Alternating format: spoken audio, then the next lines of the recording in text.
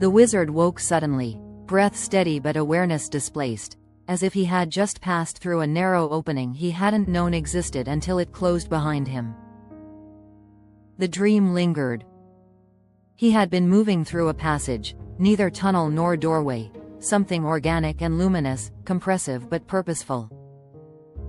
Not fear. Not pain. A birth-like pressure, the kind that rearranges you without asking permission. When he opened his eyes, the room was the same, and yet not.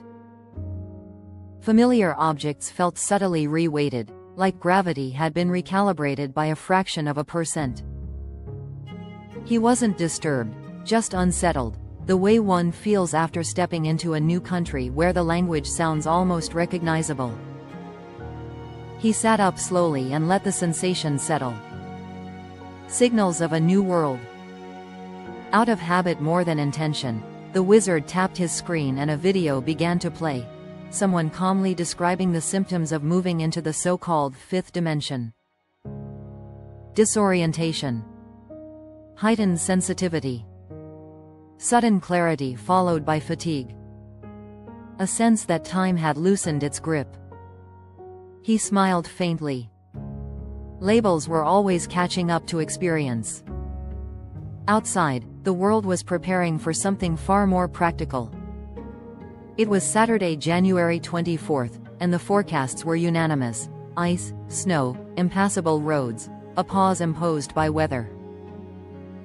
The kind of pause that gently but firmly tells people to stay home, to slow down, to tend fires and check supplies. The wizard had already prepared water, food, warmth, batteries, candles. Not out of fear, but respect. Nature still had a vote. He couldn't help but notice the symmetry. Inner compression. Outer stillness. Peace in the air, noise on the ground. News drifted through the channels like background weather. World leaders returning from high-level meetings. Talk of a newly proposed Bureau of Peace. Discussions of energy, consciousness, cooperation. The idea felt right. Peace wasn't naive. It was necessary. Goodwill wasn't weakness. It was infrastructure. Of course, there was resistance. There always was. Any realignment stirred anxiety in systems accustomed to tension. The wizard didn't judge it, he simply observed. Transitions always produced noise before harmony. The quiet realization. As the day settled into a gray, wintry calm, the wizard wrapped himself in a blanket and listened, to the weather, to the reports, to his own breath. He understood something then, not as revelation but recognition. A new world doesn't arrive with trumpets. It arrives with preparations. With people stocking shelves. With conversations about consciousness. With storms that force stillness. With old structures loosening and new ones being sketched in pencil, not stone. The squeeze wasn't an escape from the world. It was an entry into deeper participation.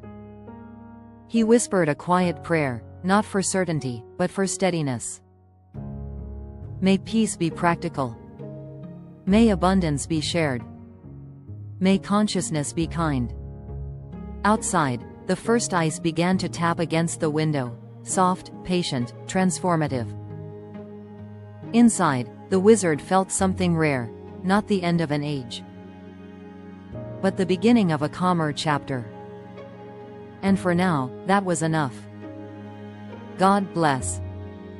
Global Robotics Corporation. Robert Coley.